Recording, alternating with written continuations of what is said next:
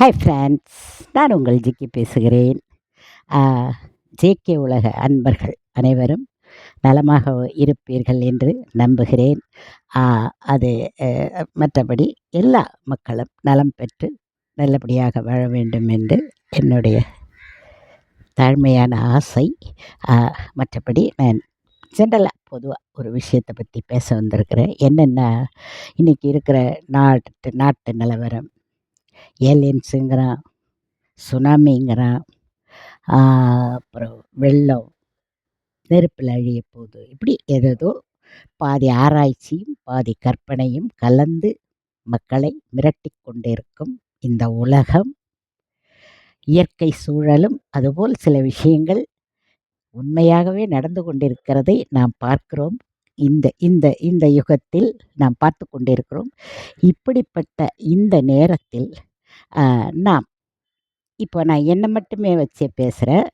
இது எல்லோருக்கும் சார வேண்டும் என்று நினைத்து பேசுகிறேன். இப்போ நான் இருக்கேன், எனக்கு எக்கச்சக்க சொத்து இருக்குது. திரும்பினா காரு, திரும்பினா வீடு, திரும்பினா சொத்துக்களும் பத்துக்களும் எல்லாம். ஆனால் நமக்கு எனக்கு தேவை படுக்க 6 அடி 6 அடி இடம், அதரையும் தாண்டி ஒரு ரூம்.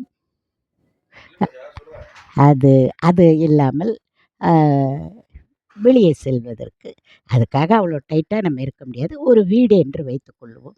வெளியே செல்லக்குள்ள ஒரு கார், நமக்கு ஒரு பிள்ளைகள் இருந்தால் அவங்களுக்கு இருக்கலாம். ஒரு கார், 2 கார் வைத்துக்கொள்ளலாம்.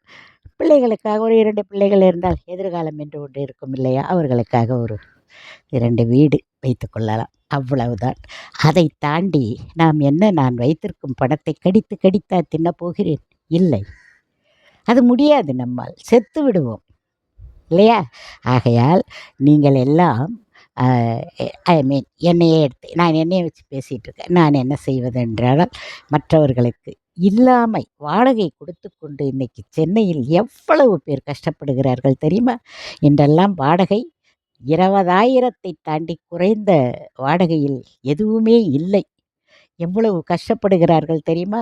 இன்று இருக்கும் நிலையில் ஆட்டோ ஓட்டுபவர்கள் கூட ஃப்ளாட் வீட்டில் தான் இருக்க வேண்டிய சூழ்நிலை வந்துவிட்டது. ஏனென்றால் கம்மியான வீடு எங்கேயுமே இல்லை. எல்லோரும் சொந்த வீடும் சொந்த இடமும், இங்கே இருந்தாலும் சரி, ஃபாரினில் இருந்தாலும் சரி, வாடகைக்கு விட்டு. ஃபாரினில் இருக்கிறவங்கெல்லாம் என்ன பண்ணலாம் தெரியும்? நான் ஃபாரினில் இருந்தால் என்ன பண்ணுவேன்னு, நான் இப்போ சொன்னது போல் என் பிள்ளைகளுக்கு என்ன தேவையோ அதை ஒதுக்கி வைத்து விட்டு, அந்தாண்ட இருக்கிறவங்க நீ யாருக்கும் கண்டவங்களுக்கு தூக்கி கொடுக்க மாட்டேன், வேண்டான்னு வச்சுக்கலாம். ஒரு சொந்த பந்தம் அவர்கள் இருந்து அனுபவித்து போகட்டுமே. நீ ஃபாரினில் இருந்து வரும்புரை எப்படி இருந்தாலும் தாயின் தகப்பனையும் அனாதை ஆசிரமத்தில் விட்டு விடுகிறேன். அப்போது அது யாருக்காவது உதவும் இல்லையா? இப்படி மனம் இருந்து எல்லோரும் எல்லாத்தையும் செய்ய வேண்டும் என்று நான் நினைக்கிறேன். நான் நினைக்கிற மாதிரி என்னை வச்சே நான் பேசுகிறேன். அதுபோல் இருக்க வேண்டும் என்று எல்லாத்தையும் வைத்து கொண்டு போகும்போது என்ன கொண்டு விட்டு போகிறோம்? நாளை என்பதே நமக்கு நிரந்தரம் இல்லாமல் இருக்கிறது. இன்று இதையெல்லாம் தாண்டி திடீரென்று அட்டாக் வந்துக்கிடுகிறது. திடீரென்று ஏதோ பாட்டு பாடிக்கிட்டே இருக்காங்க, மேடையில் பொத்துன்னு விழுந்து செத்துடுறாங்க.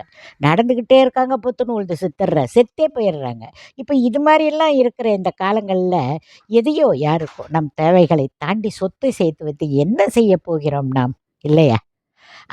அதை கொஞ்சம் மக்கள் எல்லாம் கொஞ்சம் மனசு வராது தான். நாம் கஷ்டப்பட்டு சம்பாதிச்சோம், என்னம்மா எடுத்து சொந்தக்காரனுக்கு மற்றவங்களுக்கு அள்ளி கொடுக்குறேன். கொஞ்சம் அடுத்தபடி யோசித்து பார்த்தீர்கள் என்றால் உங்களுக்கு நான் சொல்லுவது கரெக்ட் என்று தெரியும். நம்ம மட்டும் எத்தனை வருஷம் வாழ போகிறோம்? 80 வயசுக்கு அப்புறம் உங்களுடைய சுயநினைவு இருக்காதுங்க. என்னையும் சேர்த்தா சொல்கிறேன். உங்களுடைய சுயநினைவு உங்களுக்கு இருக்காது. உங்களை எப்படி சாகடிச்சிட்டு சொத்தை பறிக்கலான்னு பார்ப்பாங்க. உங்களை க்ளோஸ் பண்ணுறதுக்கு வழி பார்ப்பாங்க. நான் வச்சுக்கிறேன், நீ வச்சுக்கிறேன்னு சொந்த பந்தத்தில் சண்டை வரும். உங்கள் பாசம் இல்லை, அது பணம்.